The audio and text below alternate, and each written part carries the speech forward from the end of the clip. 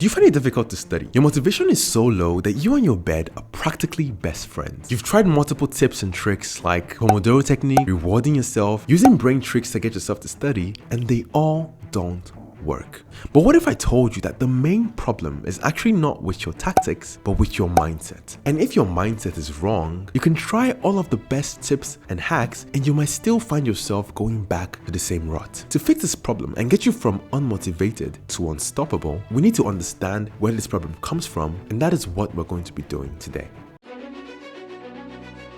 Now, the first mindset that's probably keeping you stuck is the fear of failure. Now, you may be wondering, Bernard, how can the fear of failure lead to a lack of motivation? Isn't it supposed to motivate you instead? Well, sometimes, yes, but other times, your fear of failure can lead to a very, very subtle form of action paralysis. Now, this is especially true if you also suffer from perfectionism. Now, this is when your standards are so high that instead of the fear being a motivating factor, it becomes a demotivating factor because you are so scared that you will not be able to meet the extraordinary high standards that you've set for yourself. Maybe you have some grand expectations on what you're going to get in that test, or you have a spectacular idea of how that essay is supposed to look like, and because of the fear of not meeting your standard, you might actually find yourself not willing to start the process in the first place. Now, don't get me wrong, fear is actually a very, very, very powerful motivator, but it taps into something that is not healthy. It taps into a negative form of motivation, and that is actually called your extrinsic motivation. Now, this is when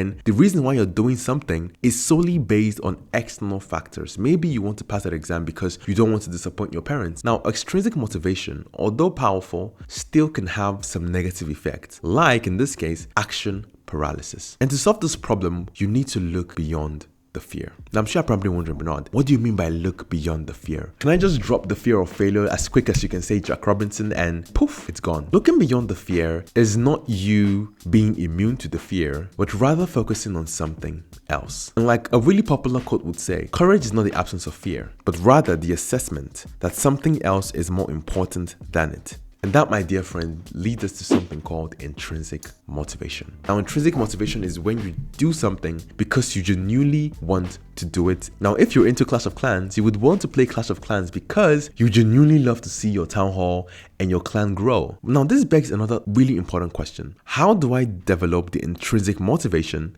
to actually enjoy studying when I do not feel like it? Now, that leads us to another form of motivation called identified motivation. Identified motivation happens when you find a way to connect the activity that you need to do with something that is intrinsically important to you. And it's going to look something like this. Maybe you need to pass Calculus 101 and you cannot really find it within yourself to actually study for the exam. Now, identified motivation would work like this. You need to ace your Calculus 101 course because you need to keep your CGPA up. And if your CGPA is up, you have a higher chance of landing the internship that will put you on the right track to the desired career path that you really deeply want. Now, when you can see the connection between the activity and what you genuinely desire to achieve, that's when we get identified motivation. Now, identified motivation taps into your intrinsic drivers to want to perform a task rather than the extrinsic. Now, the next mindset that could be keeping you stuck is low self-esteem. Now, this is when you feel that you're not good enough, you're not smart enough, other people are way better than you, and you basically kind of feel like you're not worth anything, especially if you are currently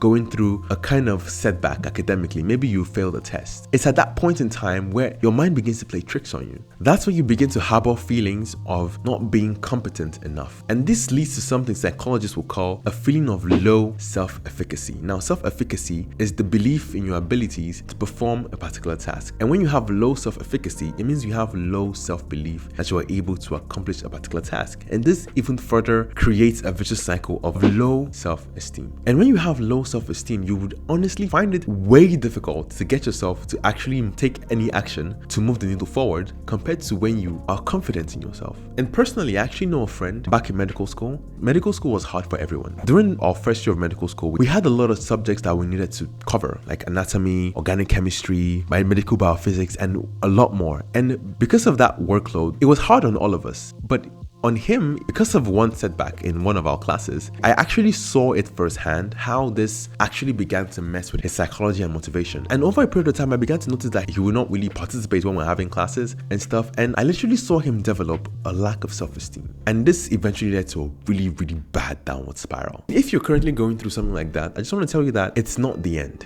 because you maybe had a bad score in an exam, that does not really define your intelligence. Because the moment you begin to believe that you don't really have the required intelligence to do something, that is honestly the beginning of the end. Because if you begin to actually go along those lines of thought, you actually have no reason, logically, to put in any effort if you believe that your effort would not matter because you lack the facilities for the effort to matter, in this case, intelligence. And a way to solve this big problem is to adopt something called a growth mindset. Now, what is a growth mindset? A growth mindset is the belief that skills, competence, and abilities are developed through effort and learning from your mistakes. Now, a book called Mindset by Carol Dweck actually went deep into this concept of growth mindset and its opposite, which is the fixed mindset. Now, the fixed mindset is when you believe that the abilities that you're born with, in this case, like intelligence, are fixed. And whatever you tried the first time and you cannot do it, you can never do it because you might believe that if they don't have it, they don't have it and they cannot develop it because it's not part of them. But if you have a growth mindset, even if you make a mistake, because you believe that you can improve and you can develop, you actually find the motivation to put in more effort to develop, compared to if you have a fixed mindset and you think that whatever abilities that you were born with is fixed. It cannot be changed, it cannot be improved, and that's what you're going to die with, which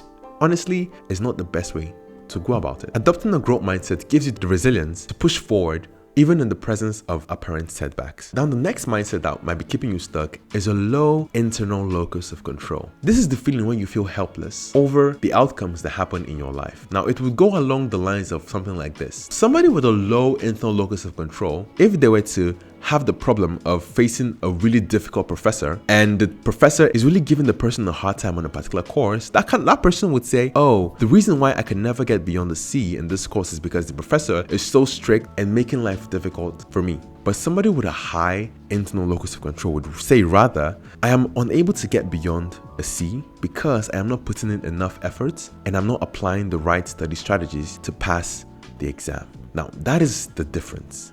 The main difference between somebody with a low internal locus of control and a high internal locus of control is one word: responsibility. Somebody with a low internal locus of control is handing over the responsibility to the professor, while somebody with a high locus of control is shifting the responsibility to himself. What is really dangerous about having a low internal locus of control is because when you've given away the responsibility that you have over a particular outcome, you actually have no reason to put in effort to change the outcome because you believe you have no power to influence that outcome. And so motivation is basically going to be little to non-existent because it's not in your hand, or rather you believe it's not in your hands. And the next mindset that's probably keeping you stuck is a lack of interest. I mean, it's actually a no-brainer. When you lack interest in something, the odds that you would actually find the motivation to do that thing is honestly practically really low, unless you have high amounts of willpower that you just want to power your way through it. Like, take for example math. Personally, I really didn't like math for a really long time, but I discovered that a way to actually develop a kind of interest to a subject or something is when you actually learn more about that subject. The more I decided to learn more about the applications of math, I discovered that NASA, through precise math calculations, are able to launch a rocket or any object into space and have an accuracy of about 99.999%. Now, honestly, that's crazy because through the dy dx or find x, I actually found out, okay, with the right applications, x could actually be used to find something reasonable. Now, with all of these limiting mindsets that are laid out before us, now what are the practical steps that you can take to actually give you that massive comeback that you're looking for?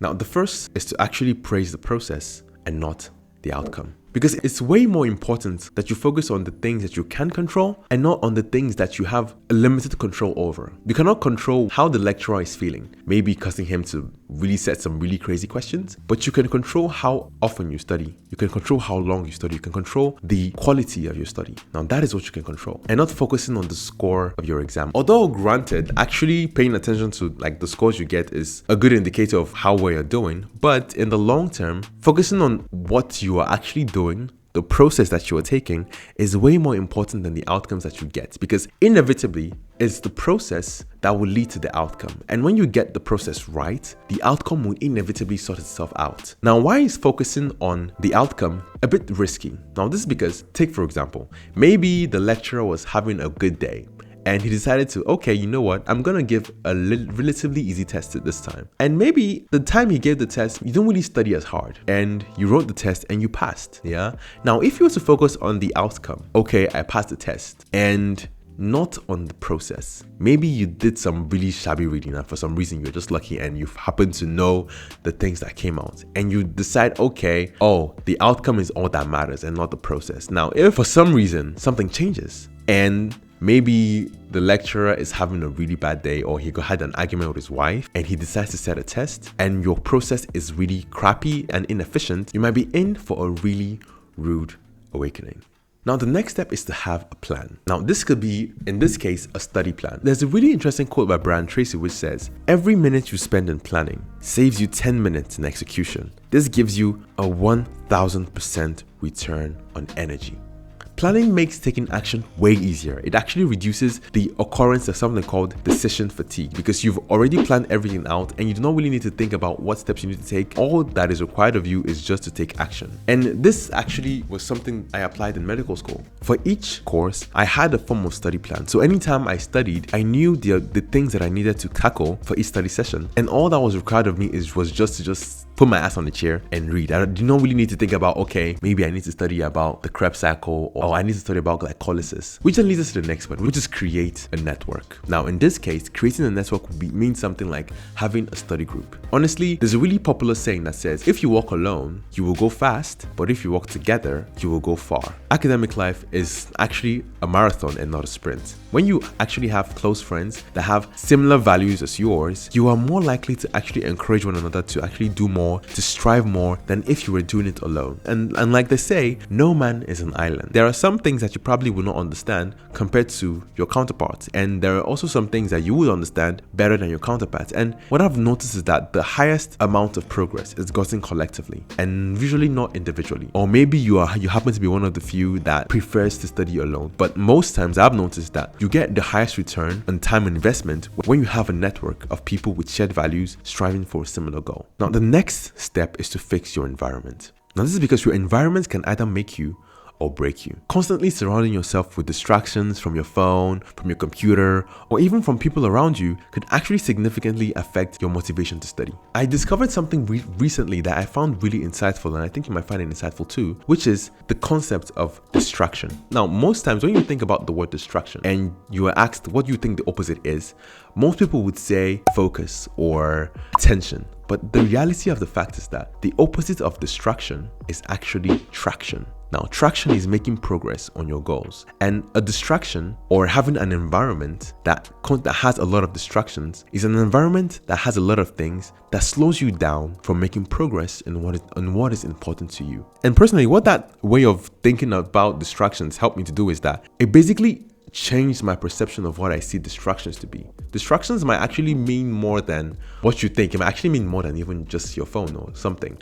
Distractions could actually mean your feelings of laziness and the fact that you don't want to get out of bed, because that feeling is something that slows you down or stops you from gaining traction and making progress on what is important. And yeah, I don't know if that made sense to you, but it's just an insightful thought that I have been playing around with in my mind. So that way of looking at distraction and the opposite, which is traction, helped me to have a better grasp on the whole issue of your environment and how distractions can actually affect the amount of progress you're able to make in a particular thing. Our wisdom nugget for the week: study to shew thyself approved unto God, a workman that needeth not to be ashamed, rightly dividing the word of truth. And guys, if you like this video and you'd like to see more of this type of videos, please don't forget to subscribe. And if this video was really helpful to you, I honestly think that you might find this video way more interesting, which is scientifically proven methods to study smarter and not harder, which is right. And like always, guys, remember to always keep it real.